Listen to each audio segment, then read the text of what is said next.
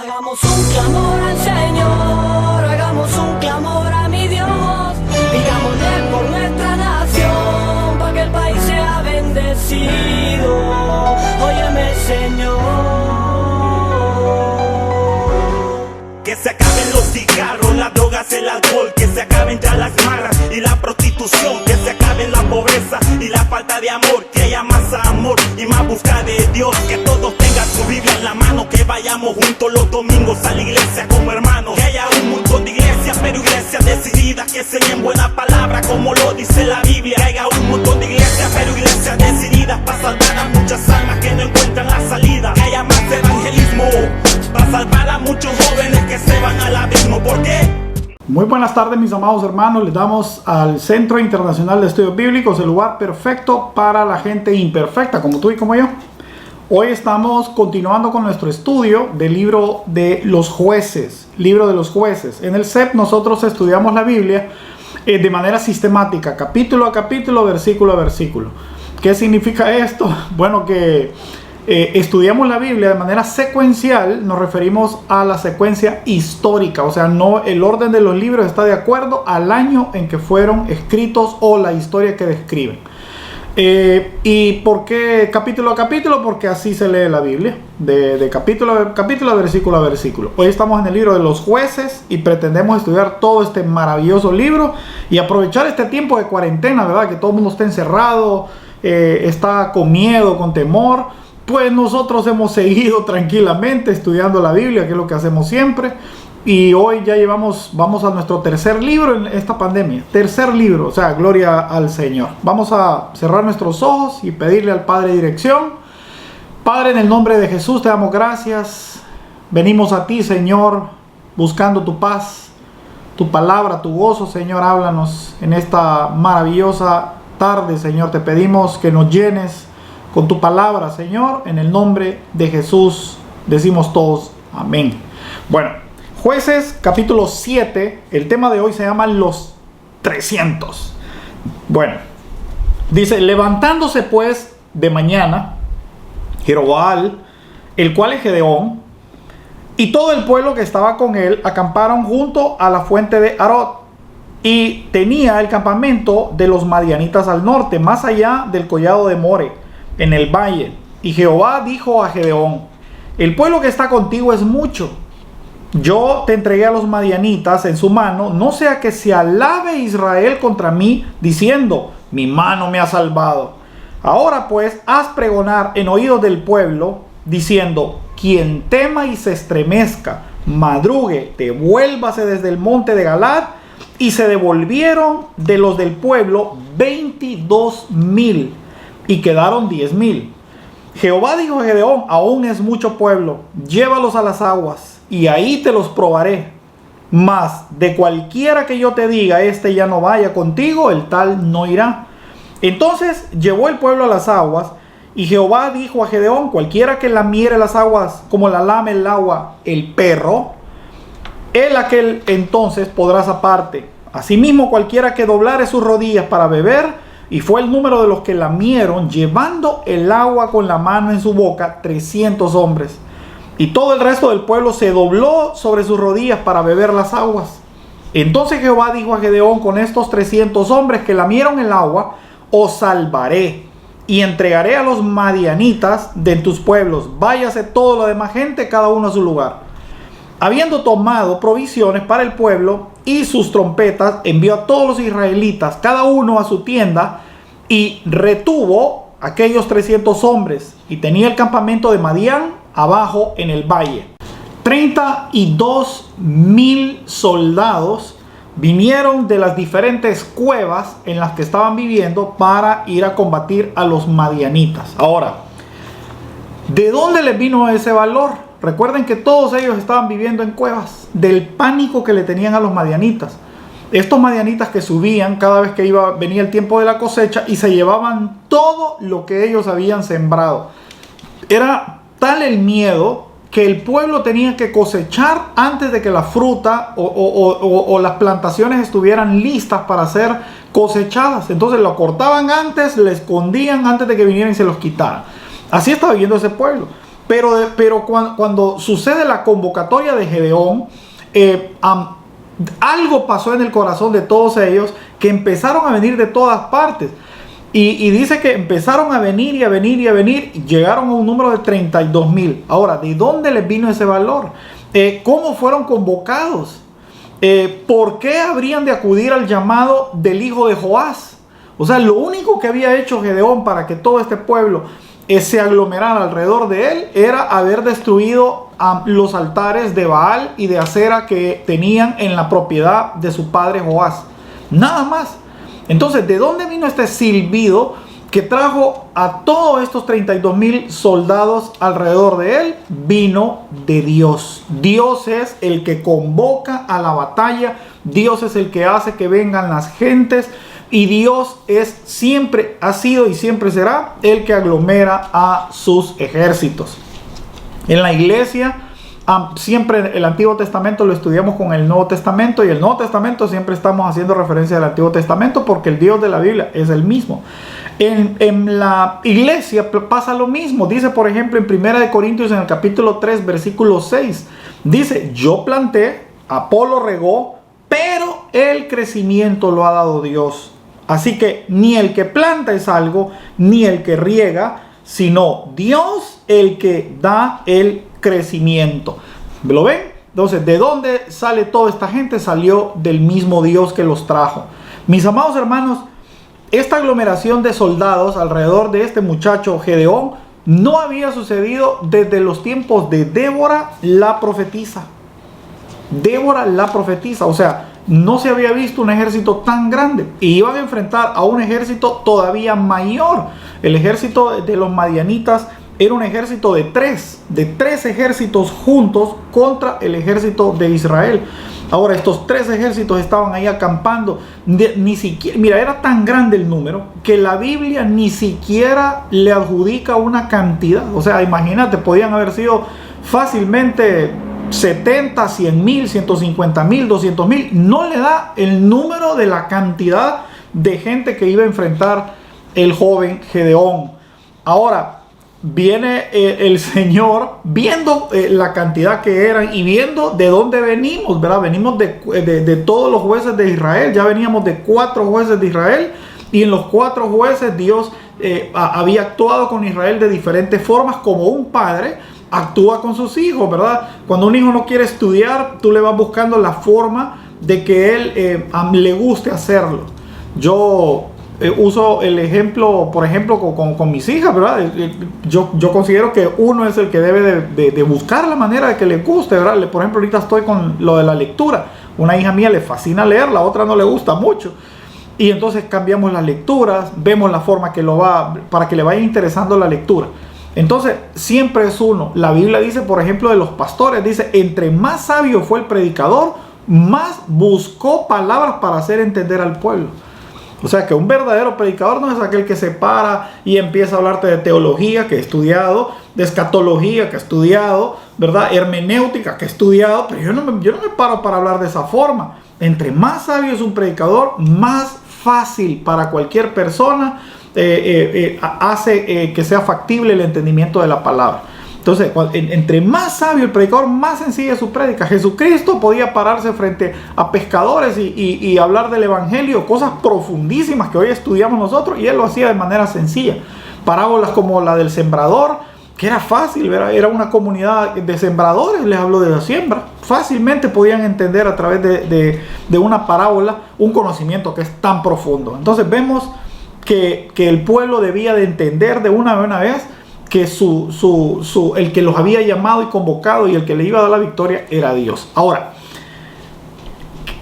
vino Dios viendo la cantidad del ejército. Mira que Dios en todo esto no le importa el ejército del otro. O sea, Dios no trabaja con los que no son suyos. Dice la Biblia que los ojos de Jehová están puestos sobre sus hijos. Y en esta lectura lo ves claramente. Dios no está viendo el ejército de los madianitas, ni le interesa, ni el número pone. O sea, él está interesado en su pueblo. Y en su pueblo, cuando miró 32,000 soldados, dijo: son muchos. Si vencen a este ejército, van a decir que fue su poder y su gloria. Se puede airar su corazón y dijo: son muchos. Y mira lo primero que hace. O sea, Gedeón durmió tranquilo, ¿verdad? Entre comillas, con sus 32,000 soldados. Y Dios en la mañana le dice, quiero que hagas algo, Gedeón, ya era tardecita, todo el mundo está por descansar, ¿verdad? Para vísperas de la batalla. Y Dios le hace este llamado a Gedeón, le dice, todos los que tengan temor y que se estremezca su corazón, que estén ahí medio con miedo, váyanse. Tempranito que se vayan. Hermano, no sé tú, pero mire, en un partido de fútbol que es algo intrascendente, ¿verdad? De un partido de Champions o una final de una copa, ¿cómo vas a dormir en la noche? O sea, si que te diga, hermano, todo aquel que siente un poquito de miedo, no juega. Entonces, aquí van a pelear por sus vidas, van a tener un enfrentamiento cuerpo a cuerpo, con una espada contra otra espada, ¿verdad? Salen brazos cortados, heridos. ¿Cómo no vas a dormir con miedo? O sea, ¿cómo no vas a tener un sentimiento tan natural como es el de la preservación de la especie, ¿verdad? El miedo, el pánico de que te vayan a matar. Y dice la Biblia que Dios le da la opción al pueblo de los que sientan algo de miedo que se vayan. No, hombre, eso es una cosa lógica lo que sucedió, ¿verdad? Hermanos, ese mismo día se fueron nada menos que 22,000. 22,000. O sea, en un segundo, Gedeón había perdido 1/3 de todo su ejército. Ahora, ¿por qué Dios hace algo así? Bueno, ya lo dijo, ¿verdad? Porque eran muchos. Él no quería que la gloria quedara en el hombre. Número 2, porque tú no puedes trabajar con personas que tienen miedo. De las personas que tienen miedo no te sirven. No te sirven ni a Dios ni le sirven a nadie. Dice la Biblia en Isaías, en el capítulo 8, versículo 9. Reuníos pueblos y seréis quebrantados. Oíd todos los que oís de lejanas tierras. Ceñíos y seréis quebrantados. Disponeos y seréis quebrantados. Tomad consejo y será anulado. Proferid palabra y no será firme, porque Dios está con nosotros. Porque Jehová me dijo de esta manera con mano fuerte y me enseñó que caminase por el camino de este pueblo diciendo, no llaméis conspiración a todas las cosas que este pueblo llama conspiración, ni temáis a lo que ellos temen, ni tengáis miedo. A Jehová de los ejércitos, a él santificad, y sea él vuestro temor, y sea él vuestro miedo. Mis amados, el miedo inmoviliza. El miedo inmoviliza, el miedo hace que no nos volvamos personas activas, ni personas diligentes, ni personas que razonamos bien. El miedo inmoviliza. Mis amados hermanos, ¿por qué ahorramos en extremo? ¿Por qué el joven rico empezó a ahorrar, ¿verdad? Y llenó un silo, después quiso llenar otro y otro y otro, ¿verdad? Por miedo. ¿Miedo a qué? ¿Miedo a qué? ¿Qué es lo que nos hace ahorrar tanto? Nos hace ahorrar tanto el miedo a quedar en quiebra, ¿verdad? O quedar en escasez. Mis amados hermanos, ¿por qué tenemos miedo de predicar o de compartir el evangelio? Por miedo a perder las amistades. Eso es todo. ¿Por qué tenemos miedo de invertir? Por el temor a equivocarnos. Y puedo seguir la lista de todas las cosas que por miedo dejamos de hacer. Mis amados, dice la palabra del Señor en 2 de Timoteo, en el capítulo 1, versículo 6, dice, avivad, por lo cual te aconsejo que avives el fuego y el don de Dios que está en ti por la imposición de manos. Porque no nos ha dado espíritu de cobardía, sino de poder, amor, dominio propio. Por tanto, no te avergüences de dar testimonio de nuestro Señor ni de mí, preso suyo, sino participa de las aflicciones por el evangelio según el poder de Dios. El temor de Dios produce el efecto totalmente contrario. Cuando tú temes a Dios, el efecto que produce Dios en nuestro corazón es totalmente contrario al miedo. El miedo, ¿verdad?, viene en el mundo, el temor viene hacia Dios y produce un efecto, mira, que es evidente. Nosotros, los creyentes, cuando tememos a Dios, invertimos en escasez. Los creyentes estudiamos sin recursos, amamos sin condiciones, compartimos sin esperar nada a cambio. ¿Viste que produce un efecto totalmente contrario? Dios en nosotros hace, ¿verdad?, que nos preocupemos por los demás, muchas veces sin preocuparnos por nosotros mismos. ¿Por qué? Porque lo que tememos es a Dios. Nuestro temor es a Dios, ya no a los hombres. Ya no nos interesa si nos aprueban o nos desaprueban. Nosotros caminamos por el camino del Señor y todos los demás caminos ya no son opción, ni son algo que nosotros pretendamos o querramos obtener. Gedeón perdió 1/3 del ejército, pero no perdió su temor a Dios. Y cuando Gedeón queda viendo su ejército que ya pasó de 32,000 a 10,000, ¿verdad? Bueno, digo, Dios sabrá por qué se fueron todos los miedosos. Bueno, si es bueno pelear con los valientes, ¿verdad? Me imagino que quedó así el pobre Gedeón, pero es que Dios le tenía otra sorpresa. Le dijo Dios, todavía son muchos, hay que hacer un segundo filtro. Y me imagino la cara de Gedeón, que es la misma que yo hubiera puesto, ¿verdad? Sinceramente. Pero Dios quería glorificarse, quería demostrarle al hombre que Dios sigue siendo Dios, contigo o sin mí. Que la iglesia lleva 2000 años. Estaba muy bien la iglesia antes de que tú llegaras y va a estar muy bien después que tú te vayas. Entonces es algo que todo cristiano debe entender. Dios le quería enseñar a Gedeón 2 enseñanzas preciosas que tú y yo debemos de tener. Número 1, la gloria es de Él. La gloria no es del hombre. Nunca ha sido del hombre ni va a ser del hombre. La gloria es de Dios. Y la segunda enseñanza que Dios le quería dar a Gedeón es que es mejor pocos y dispuestos que muchos pero obligados. Entonces, así de facilito. ¿Y qué hizo Dios? El filtro de Dios fue increíblemente, queda para la posteridad. Llevó este ejército que venía caminando kilómetros, ¿verdad? Cerca de 8 a 11 kilómetros para llegar al lugar donde iba a hacer la batalla. Y cuando, oye, si tú caminas 11 kilómetros, que es lo que estás cansado, estás sudado, tienes sed, ¿verdad? Ellos no tenían todos los equipos que hoy tiene un militar, ¿verdad? De nuestra época. Ellos lo que andaban era un escudo que pesaba mucho, una espada que pesaba mucho, lanzas que pesaban mucho y todo este equipo, ¿verdad? Y de repente se encuentran frente a aquel río. Lo lleva al río y Dios le dice, mira, ahí está el río, quiero que hagas algo. Todos los hombres que lleguen a la orilla, mira cómo beben las aguas, porque de ahí voy a hacer yo la segunda limpieza, la segunda depuración. Y lo que sucedió es que los primeros llegaron y cuando estaban frente al agua, bueno, unos echaron su chapuzón, otros tiraron el equipo, ¿verdad? Yo pienso, Dios mío, lo más probable es que yo hubiera hecho lo mismo, ¿verdad? Uno va a lavarse la cara, ¿verdad? Echarse agua en la cabeza, mojarse un poquito, ¿verdad? Tratar de refrescarse. Es una acción natural, pero completamente natural. Y dijo Dios, todos ellos, los que lamieron como perro, o sea, que pusieron su cabeza, que se inclinaron para beber el agua como perro, todos ellos se van, no me sirven. 9,700 hombres. Pero 300 hombres llegaron a la orilla, tomaban el agua y la bebían, ¿verdad? Con todo su equipo, estaban ahí todos preparados para la batalla, ¿verdad?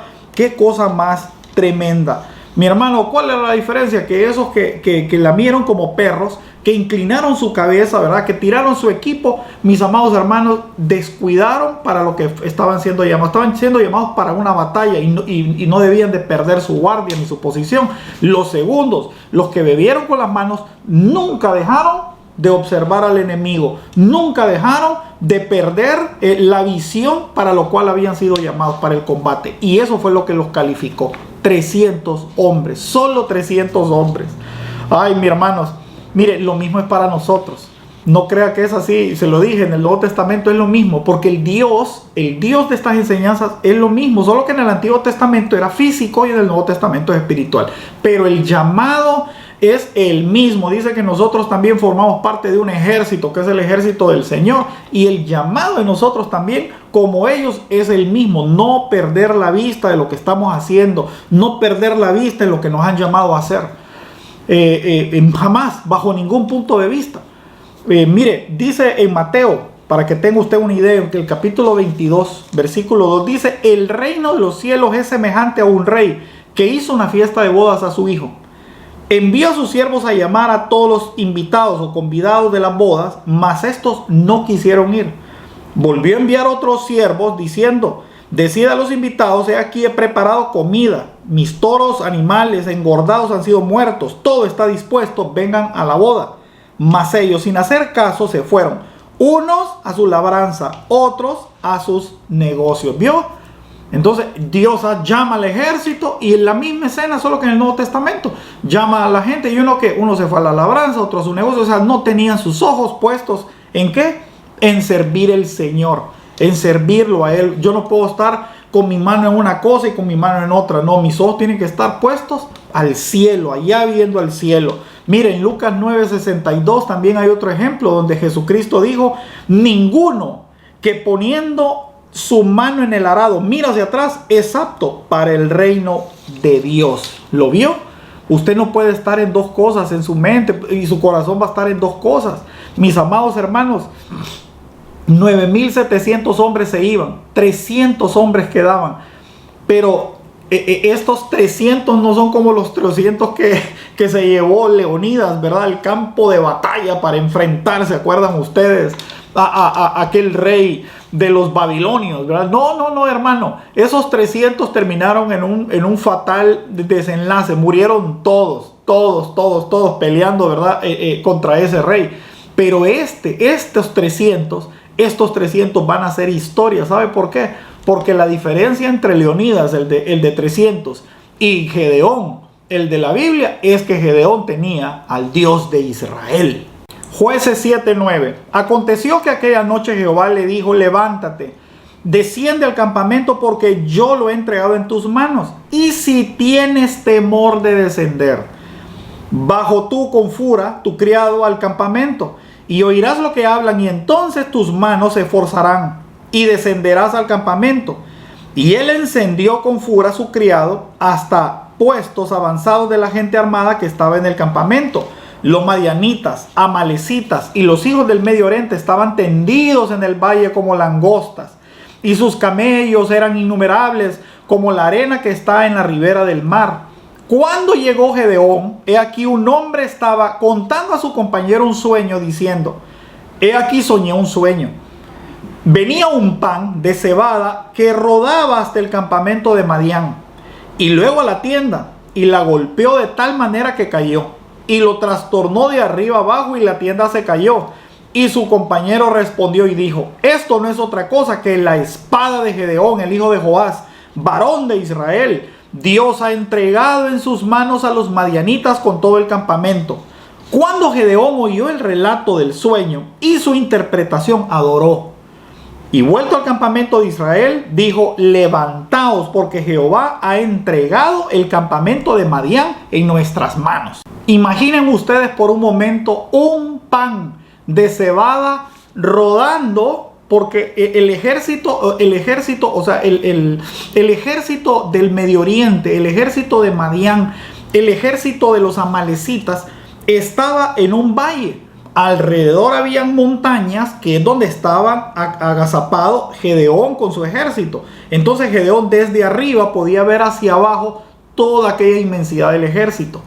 Entonces Dios le dice a Gedeón: quiero que te acerques, porque te voy a mostrar algo, porque sé que tienes miedo, y con eso vas a cobrar fuerza. Gedeón entonces bajó de la montaña hacia abajo y llegó a lo más cerca que pudo a los soldados que estaban en vigilia. Y el sueño que tuvieron los hombres en vigilia fue que él miraba en un sueño como un pan caía hacia abajo, y cuando este pan de cebada caía hacia abajo, golpeó una casa de Madián. Un pan golpeando una casa, y cuando el pan golpeó la casa se vino abajo. Gedeón entendió que el pan de cebada representaba el pueblo de Israel, que era poquito, pequeñito, y que se iban a enfrentar con un gigante, pero que aún siendo un pancito pequeño contra un gigante, lo iban a derribar. Y de ahí cobró valor. ¿Sabe qué es lo que yo más tomo de esta enseñanza? ¿Qué es lo que me llena en esta enseñanza, que hace que ame a mi Dios, a nuestro Dios, lo ame de una manera que no pueda dejar de pensar en Él? Es cómo Dios nos conoce. Cómo Dios nos conoce. Gedeón le dice: Gedeón, yo sé que tienes temor. O sea, Gedeón, ¿se acuerdan ustedes la diferencia entre el miedo, ¿verdad? El miedo que tuvieron los primeros 22,000 con el miedo que tenemos todos? Porque aquel miedo paraliza. Es un miedo que no me hace mover adelante. Y les dije, el temor de Dios es un temor que te hace avanzar. Es algo así como: no puedo, pero si tú dices, yo lo hago. Y ese es el temor que había en Gedeón, el temor que hay en todos los creyentes. Mire, cuando comenzó esta pandemia, tú lo viste. ¿verdad? Viste como unos, el miedo, ¿verdad? A todos nos mandaron a encerrar en cualquier país del mundo. A todos nos mandaron a encerrar. Pero el temor de Jehová nos hace seguir adelante, avanzar, o el miedo del hombre nos hace inmovilizarnos. Unos buscaron qué hacer, trabajar, cómo producir. Nosotros hablamos de parte de la iglesia. No nos quedamos inmóviles. ¿Qué hicimos? Lograr centros de acopio para la comida. Se compraron equipos, gracias a Dios, que lo hicimos antes de la pandemia. Ya el Señor nos había adelantado porque nos movimos en fe y compramos cámaras, compramos micrófonos, todo lo que vino para estar haciendo estas grabaciones. Y mira qué hicimos: avanzar, seguir avanzando. Unas iglesias no se han adaptado todavía. Hay iglesias que están inmovilizadas completamente. No saben producir, no saben predicar, nunca se prepararon para esto.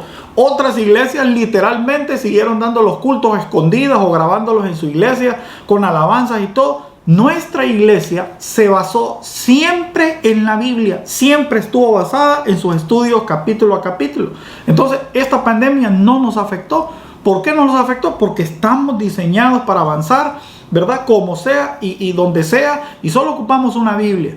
Y mira, hemos seguido avanzando, le damos gracias a Dios, porque eso es lo que hace el temor, ¿verdad? Ya te dije, el miedo te paraliza, el temor de Dios te hace avanzar. Y en temor a Dios hemos seguido avanzando y seguimos congregando. Yo bendigo a todos mis hermanos que cada miércoles y cada sábado a las 7 en punto se congregan. Si tú miras el video el domingo o el lunes, tú ya no te estás congregando, tú estás viendo el video como cualquier persona que nos mira en otras partes del mundo. Pero yo bendigo a aquellos que se congregan, que toman el tiempo, que no se paralizaron, ¿verdad? Que no vivieron en el miedo de este mundo, ni andan corriendo, ¿verdad? Desesperados, sino tranquilos, porque sabemos que nos vienen cosas peores. Esto es nada, esto es un palillo, esto es un chiste para las cosas que vienen. Y si no pasaste esta prueba, te aseguro, o asegúrate ahí, tú no la vas a pasar cuando venga lo verdadero. Gedeón estaba también ahí con sus temores normales, el temor de un general que va a ir a la batalla y se va a ir a enfrentar nada menos y nada más que con un ejército. Gedeón sabía que muchos de los hombres que lo seguían, esos 300, lo más probable es que iban a morir. Pero aún sabiendo que se iban a enfrentar 300 contra tal vez 100,000, pero aún así no dejó de avanzar. Y eso es lo que quiero que tú pienses. No dejó de avanzar, nunca dejó de hacerlo.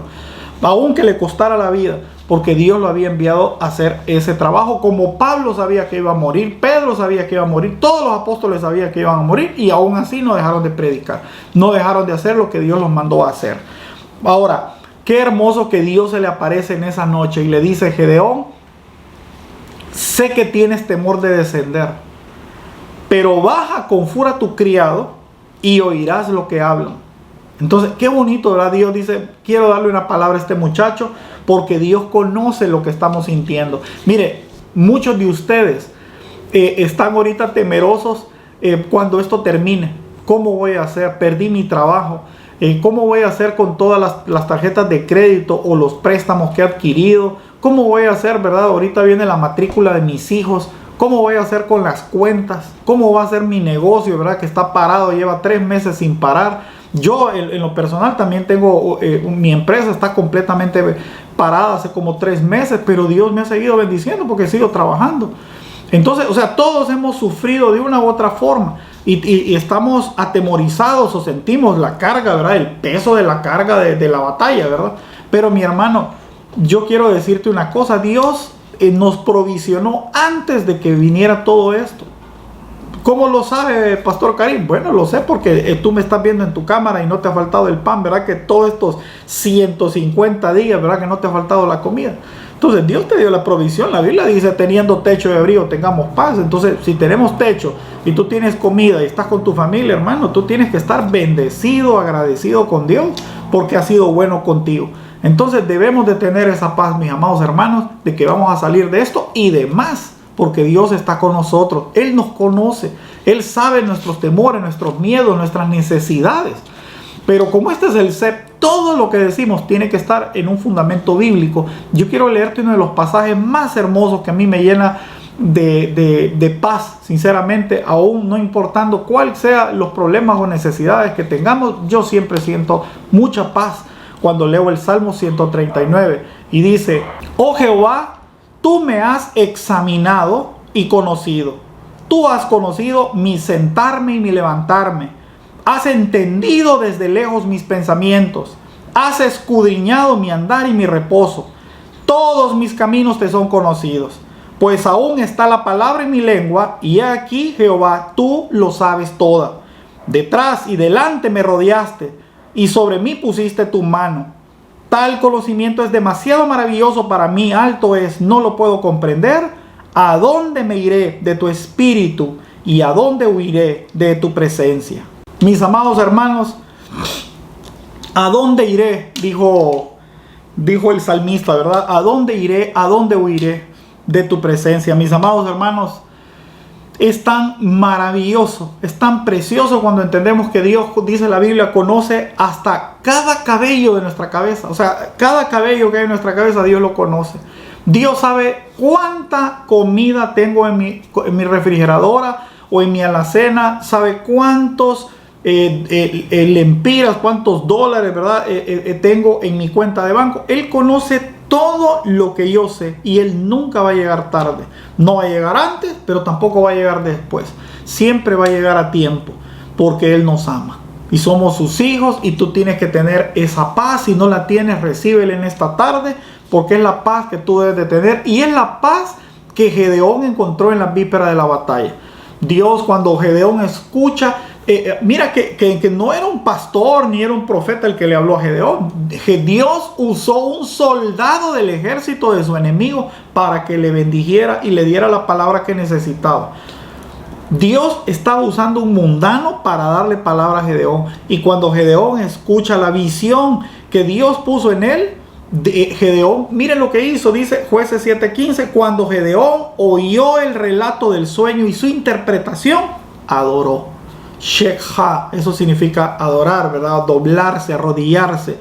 Y él empezó a adorar al Señor, como tú en esta noche tienes que adorar al Señor y darle gracias, porque esta palabra es para ti y es para mí, ¿verdad? Dios está con nosotros, Él nos convocó, Él nos llamó. Lo único que nos pide es que pongamos la mano del arado.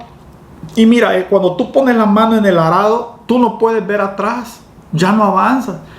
Cuando tú pones la mano en el arado, tienes que seguir avanzando y rompiendo el suelo, ¿verdad? Y ¿qué se hace? La parte de atrás se va poniendo la semilla. Voy arando, voy sembrando, voy arando y voy sembrando. Pero nadie puede, ¿verdad?, poner la mano en el arado y mirar atrás. Entonces no avanzas. Estás inmóvil, el arado viendo para allá y tú viendo para atrás. Por eso dice, nadie que pone la mano en el arado y mira atrás me puede servir. Entonces Dios lo que está diciendo es, pon la mano en el arado, ¿verdad? Y mira hacia adelante y avanza. Avanza, mis amados hermanos. No sé cuánto le queda esta pandemia, pero sé cuánto le queda a Dios. A Dios le queda la eternidad, y a nosotros nos quedan muchas cosas por ver. Y no te preocupes, mira la iglesia sigue funcionando, aunque sea hoy a través de una cámara, pero el vínculo, la Biblia dice que el vínculo perfecto es el amor. Ese vínculo que nos unió sigue y nada lo va a romper. Mira, ¿sabe? Te voy a contar una cosa. También fueron perseguidos en el primer siglo los cristianos, y no se podrían congregar, porque si se congregaban y los atrapaban, los mandaban a las arenas y los sacrificaban. Y era terrible, ¿verdad? Las masacres que hicieron de cristianos, ¿verdad? Hay historias completas de cómo los mataban, los asesinaban, los quemaban, y aún así seguían unidos. ¿Sabe qué hacía cuando un creyente viajaba de una ciudad a otra? Cuando un creyente viajaba de una ciudad a otra y llegaba a la otra ciudad, él no sabía quiénes eran creyentes. Entonces se iba al parque o se iba a una plaza y en la arena dibujaba la mitad de un pescadito. Y cuando iba pasando otro creyente y miraba la señal, entonces terminaba de formar el pescadito. Por eso usted mira las calcamonías que andan con un pescadito por todos lados, ¿verdad? Bueno, ese pescadito significa pescador de hombres. Entonces, cuando el otro hermano hacía eso, significa que los dos eran creyentes, e inmediatamente se saludaban. Hermanos, ¿dónde se congregan? Mira, en la casa tal, te voy a dar la dirección, tal día, a esa hora nos congregamos. Y ahí sí se reunían. Los creyentes siempre, pase lo que pase en el mundo, siempre vamos a buscar la manera de volvernos a encontrar con nuestro Señor, porque donde dos o más estén reunidos, ahí estará nuestro Señor. Y hoy lo hacemos a través de esta cámara, ¿verdad? Y siempre, no se preocupen, siempre vamos a encontrar la manera de encontrarnos, de unirnos y de compartir el pan, que es la palabra de nuestro Dios. Llegó el día de la batalla, Jueces 7:16. Repartiendo los 300 hombres en 3 escuadrones, dio a todos ellos trompetas en sus manos y cántaros vacíos con teas ardiendo en los cántaros. Y les dijo: miradme a mí y haced como yo hago. He aquí, cuando yo llegue al extremo del campamento, haréis vosotros como haga yo. Yo tocaré la trompeta, y todos los que estarán conmigo, y vosotros tocaréis entonces las trompetas alrededor de todo el campamento, y diréis: por Jehová y por Gedeón.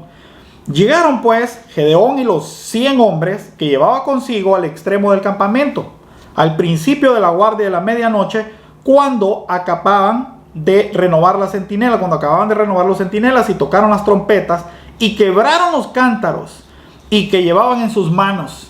Y los 3 escuadrones tocaron las trompetas, y quebrando los cántaros tomaron a la mano izquierda las teas, y en la derecha las trompetas con que tocaban, y gritaron: por la espada de Jehová y Gedeón. Y estuvieron firmes cada uno en su puesto en derredor del campamento. Entonces todo el ejército se echó a correr dando gritos y huyendo, y los 300 tocaban las trompetas. Y Jehová puso la espada de cada uno contra su compañero en todo el campamento. Y el ejército de Israel huyó hasta Betsida, en dirección de Sesera, y hasta la frontera de Abel Meloat-Tabat. Y juntándose los de Israel en Neftalí y Aser y todo Manasés, siguieron a los madianitas. Y Gedeón también envió mensajeros por todo el monte de Efraín, diciendo: descended al encuentro de los madianitas y tomad los vados de Bedara y el Jordán antes que ellos lleguen. Y juntos todos los hombres de Efraín tomaron los vados de Betbará del Jordán. Tomaron 2 príncipes de los madianitas, Oreb y Seb, y mataron a Oreb en la peña de Oreb, y a Seb lo mataron en Seb. Y después lo siguieron a los madianitas, trajeron la cabeza de Oreb y de Seb a Gedeón, al otro lado del Jordán.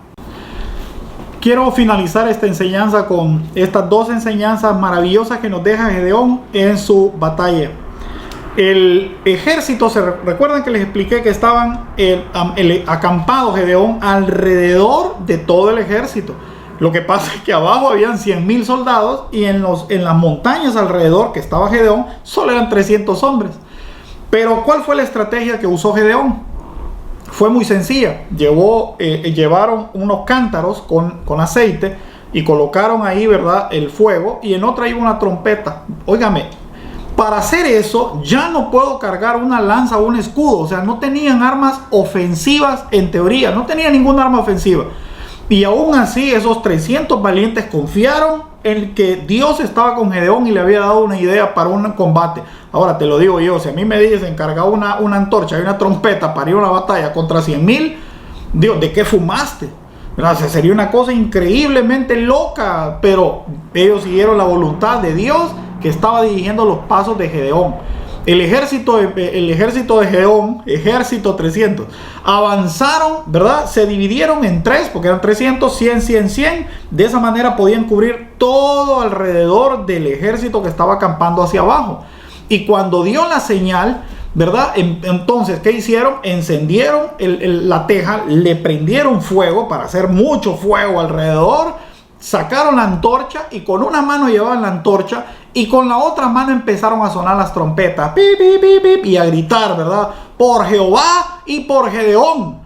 Ahora, imaginen ustedes, ¿verdad? Aquel pueblo estaba dormido, era de noche, y empezaron a ver aquel fuego alrededor de ellos, porque solo era fuego, no habían soldados, solo era fuego.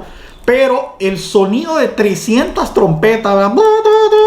El sonido de 300 trompetas, el fuego alrededor, y ver gente que viene avanzando, ¿verdad?, con las antorchas en las manos, daba la impresión de que era un ejército de 300,000 que venía alrededor, y ellos se sintieron rodeados y se sintieron que estaban perdidos, y empezaron a correr. Y dice la Biblia, ¿verdad?, que Dios hizo la segunda parte. Miren, mi hermano, esta escena que les estoy describiendo, que fue lo que sucedió, nos deja 2 maravillosas enseñanzas que quiero compartir en esta noche para finalizar. La primera enseñanza es, escuchen, hagan como yo hago. Esa fue la frase de Gedeón, hagan como yo hago. Mis amados hermanos, estamos en un tiempo donde encontramos predicadores que nos dicen, ¿verdad? No me vean a mí, miren a Dios. Se paran al frente, ¿verdad? Hermano, ustedes no me ven a mí, miren a Cristo, ¿verdad? Hagan y yo los bendeciré. Llamen y yo oraré por ustedes. O sea, gente que no quiere hacer, no quiere poner en práctica lo que le están pidiendo a la gente poner en práctica. Mis amados hermanos, Jesús siempre reclamó eso y lo llamó hipócritas, porque eso es un acto de hipocresía. Mire, en Lucas, en el capítulo 11, versículo 46, dice la Biblia: y él les dijo: ay de vosotros también, intérpretes de la ley, porque cargáis a los hombres con cargas que no pueden llevar, pero vosotros ni aun con un dedo las tocáis. Mis amados hermanos, hoy está lleno de hombres que predican la palabra del Señor, que ponen carga sobre la gente que ellos no llevan. Escúchame, tú que eres pastor o predicador, o que tú eres líder de grupo, o simplemente que tú eres el esposo en tu casa, ¿verdad? Eres el padre de tu casa. Mis amados hermanos, escucha, nunca pongas carga en la gente que tú no llevas. En mi iglesia, yo soy el mayor ofrendante. En mi iglesia, yo soy el mayor ofrendante. Siempre que pongas una carga a alguien, procura ser tú el que lo haga. Yo recuerdo una ocasión, yo era anciano en una iglesia, y recuerdo que el pastor llegó al final, un día de limpieza, ¿verdad? Habíamos comprado un nuevo terreno y un nuevo templo, y estábamos trabajando en el templo, todos estábamos trabajando duro. Y en ese día había una zanja que no había sido limpiada quizás hace unos 15 años. Estaba llena de basura, de sucio, de agua. Y todo el mundo estaba limpiando, barriendo, pero nadie quería trabajar en ese lugar. Y me acuerdo que estaba Ritzy, nos fuimos a ver la zanja y dijimos: alguien tiene que limpiar esto. Y volteé a ver a mi alrededor y nadie quiso. Entonces nos quedamos viendo con mi esposa. Vos primero y yo, pues voy primero. Y me tiré a la zanja. Y luego, cuando escuché ¡plush!, la segunda que se tiró fue mi esposa, y empezamos a limpiar esa zanja y a limpiar esa zanja. Estábamos enlodados, estábamos sucios, empezamos a sacar todo lo que íbamos tirando, entonces lo iban recogiendo arriba. ¿Y sabes qué sucedió? Al cabo de media hora empezaron a tirarse otros más. Cuando éramos ya una cantidad, terminó un río corriendo hermoso, limpio, ¿verdad? Y terminamos la faena del día. Nunca le pidas a nadie que tú no estés dispuesto a hacer. No le pidas ofrendas que tú no das, oraciones que tú no haces, amor que tú no compartes. Entonces nunca le pidas a nadie en esta vida lo que tú no estás dispuesto a dar. Cuando alguien llega a la iglesia, yo siempre le digo, ¿verdad? Hermano, deberíamos de poner un cuadro ahí. Yo siempre le digo lo mismo: mi hermano, yo no siento necesidad de un cuadro, pero si tú crees que hay que poner un cuadro, significa que Dios puso eso en tu corazón, hazlo tú. Y así siempre le digo, porque siempre andamos en la vida queriendo que otros hagan lo que Dios nos mandó a hacer a nosotros. Si nosotros miramos que algo está mal y decimos, eso tiene que limpiarse, es Dios diciéndote a vos: límpialo. Y entonces siempre queremos delegarle la carga a otro. No debemos de ser fariseos, como dijo el Señor. No debemos de ser esos que ponen cargas en otros que no queremos llegar. Escucha, cuando Dios te pone a hacer algo, hazlo, porque es a ti. El trato es contigo. Si Dios te pone a limpiar, o te pone a poner o ofrendar algo, es porque tú tienes los recursos para hacerlo. Y yo no le puedo pedir recursos a nadie que yo no estoy dispuesto a dar. Siempre he asumido eso en mi vida, y eso es la enseñanza que deja Gedeón. Gedeón le dijo, y escuchó que lo que dijo: hagan como yo hago, hagan lo que yo voy a hacer. Entonces un verdadero líder se pone al frente, no atrás, a estar allá en la loma viendo cómo las tropas hacen el trabajo. Eso no es un líder del Señor.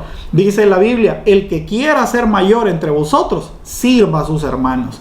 Entonces el mayor servidor es ese para el Señor. Ese sí es un líder, y Dios lo pondrá muy en alto. La segunda enseñanza no es menor. Dice: Jehová puso la espada de cada uno contra su compañero. O sea, Gedeón hizo su parte y Dios hizo la suya. Porque cuando empezaron a ver las antorchas y empezaron a escuchar las trompetas, ¿sabes qué hizo Dios? Bueno, el ejército de los madianitas no era un ejército compacto, eran 3 ejércitos en uno. ¿Recuerdan eso? Estaba el ejército de los madianitas, el ejército del Medio Oriente y el ejército de los amalecitas. O sea, eran 3 ejércitos. Cuando esos 3 ejércitos entraron en confusión, empezaron a matarse entre ellos. creyendo que eran los judíos, ¿verdad? Y empezaron a matar unos contra otros, a huir, y se armó un completo lugar de anarquía. Y ahí terminaron perdiendo. Esa fue la victoria. Dios hizo su parte y Gedeón hizo la suya. Mis amados hermanos, nosotros también. Hagamos nuestra parte. Pongámonos frente a nuestras iglesias y digámosle, hagan como yo hago. ¿Verdad? Hagan como yo hago. La Biblia eso te manda a ti, dice que sigamos el ejemplo de nuestros pastores. Eso dice la Biblia, que sigamos el ejemplo. No dice el ejemplo de los pastores de otra iglesia. Dice eso en la Biblia. En la mía no dice eso. Yo no puedo andar siguiendo el ejemplo del pastor de otra iglesia, ni la forma de que cree otra iglesia. Mi hermano, te voy a contar una cosa. Si tú sientes eso en tu corazón, ahí está la puerta. Vete a la otra iglesia, porque tú no eres parte de esta. Entonces, y cuando digo de esta, no me refiero al CEP, me refiero a la iglesia en la que tú te congregas. Hermano, de diferente iglesia que tú me miras, tú estás en una iglesia para servir y que esos pastores te sean ejemplo. Y si tú no sientes que son buen ejemplo para tu vida y tu familia, entonces salte, pero no puedes estar en contra de esa visión. Y lo segundo, deja que Dios haga su parte, que Dios siempre lo va a hacer. Mi hermano, tú también fuiste llamado como yo fui llamado, y nosotros también ese llamado tenemos una nube, pero nube de gente que está esperando que nosotros hagamos nuestra parte y rompamos, ¿verdad? Saquemos la antorcha y la trompeta. La trompeta es la palabra de Dios, la antorcha es nada menos y nada más que la palabra. Así dice la Biblia, dice que la luz no se coloca debajo de la cama, se coloca arriba para que alumbre todo, ¿verdad? Y que nosotros así debemos de hacer, alumbrar con la palabra, ¿verdad? Y predicar el evangelio y salir adelante. Dice en el libro de Hebreos, da un ejemplo precioso de esta escena. El apóstol Pablo lo hizo a través de estas palabras que son hermosas. Dice, por tanto, nosotros también, teniendo en derredor nuestra tan grande nube de testigos, despojémonos de todo el peso del pecado que nos asedia y corramos con paciencia la carrera que tenemos por delante, puesto los ojos en Jesús, el autor y el consumador de nuestra fe. Todos esperan tu llamado. Todo mundo, toda esta gente alrededor de tu vida, tus vecinos, tu familia, todos están esperando tu llamado. Todos esperan que tú digas, ¿verdad? Hagan como yo. Así como dijo Gedeón, ¿verdad? Hagan como yo. Así también te están esperando a ti, mi querido, amado hermano. ¿Verdad? Todos están esperando, ¿verdad? A ver qué va a hacer los hijos de Dios. Tu esposa está esperando que tú asumas tu rol como esposo y digas, ¿sabes qué? Mira, yo he estado haciéndolo mal, no he dirigido esta familia como se debe, ni en finanzas, ni en lo espiritual, ni nada, pero de ahora en adelante síganme que yo voy a seguir a Cristo. Y eres tú el que tienes que ponerte de frente, ¿verdad? Y empezar, vámonos, ¿verdad? El miércoles vamos a la iglesia, el sábado vamos a la iglesia, nada va a ser más importante, ¿verdad? Y empezar a guiar a tu familia en pos del camino del Señor. Hagan como yo hago. Miren, mi hermano, tus hijos esperan, ¿verdad? Que hagan como tú haces. Tus hijos no están viendo al vecino, tus hijos no están viendo al otro, tus hijos te están viendo a ti como padre. A ti como madre, a ti es que te están mirando y miran cómo, si tú le gritas a tu esposo, ellos están aprendiendo eso. Si miran cómo tú maltratas a tu esposa, ellos están viendo eso. O cómo se hablan entre ustedes, tus hijos los están viendo. Y cuando tú empiezas a gritar y tú le contestas malas palabras también, ellos harán como tú haces. Y ellos tendrán matrimonios aún peores de los que tú tienes. Tú eres el ejemplo, tú, nadie más que tú. Eres responsable de tu vida y de dejar un legado mejor para los que nos siguen. ¿Cuál es el legado? Dejar una generación mejor de la que nos entregaron. Mis amados hermanos, debemos ser mejores. Este mundo nos está obligando a la iglesia hoy a ser peores. Hoy somos peores cristianos que hace 10 años y mucho peor que hace 100. Entonces nosotros, tú y yo, estamos llamados para ser mejores que ellos.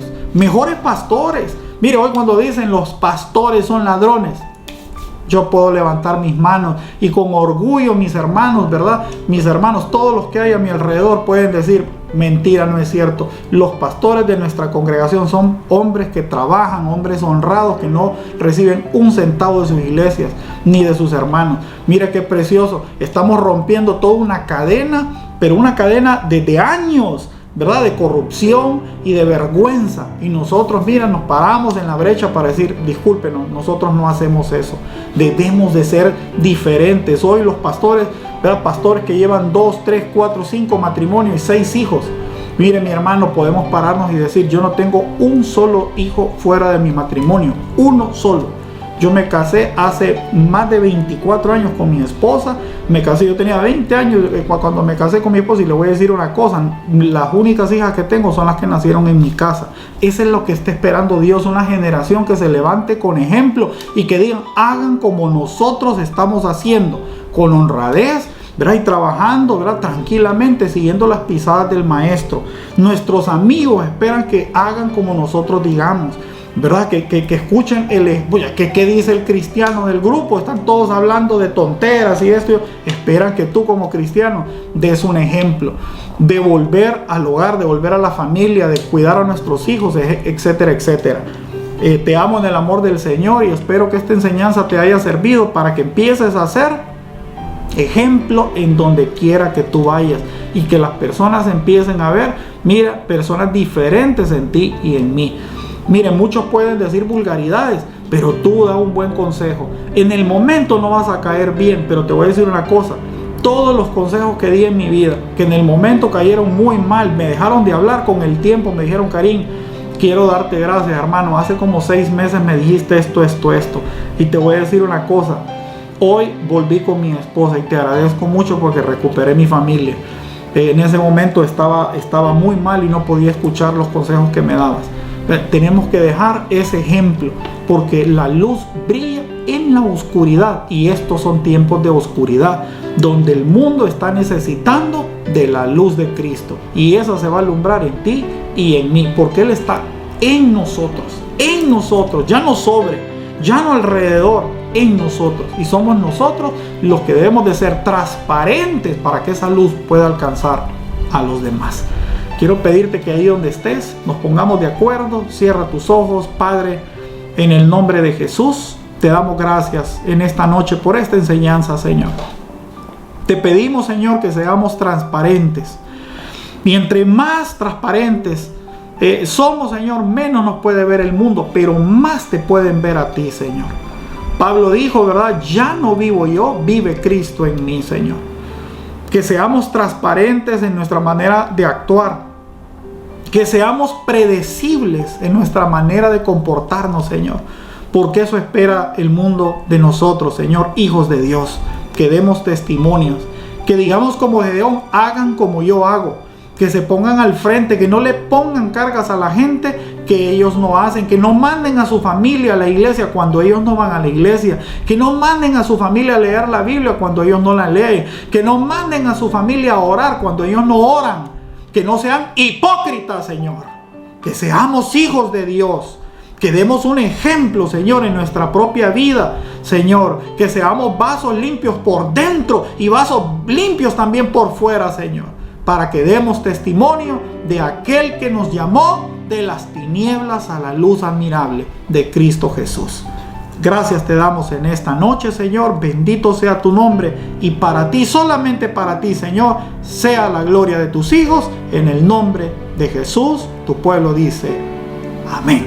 Si te gustó esta enseñanza, solo te pido lo que te pido siempre. Suscríbete al canal, dale click a la campanita y compártelo en tus redes sociales, ¿verdad? Para que esta palabra pueda alcanzar a muchos y que podamos ser instrumentos de Dios, ¿verdad? Antorcha de Dios para alcanzar a aquellos que están viviendo en oscuridad y necesitan de Jesucristo como tú y yo lo necesitamos hoy y siempre. Que el Señor te bendiga.